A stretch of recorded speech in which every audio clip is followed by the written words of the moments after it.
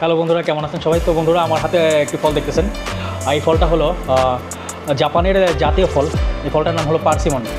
এই ফলটা আজকে আমি সকালে ফলের আড়ত থেকে এই ফলটা নিয়েছি। আমি একটা ফলে নিয়েছি, আর এটার মূল্য এখানে 350 রুপি প্রতি কেজিতে।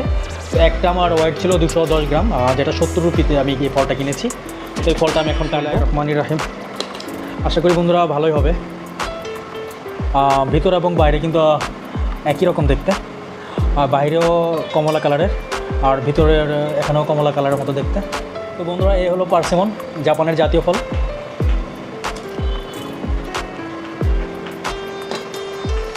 বন্ধুরা, আসলে সত্যিই খুব মজাদার সুস্বাদু একটা ফল জাপানের এই পার্সিমন।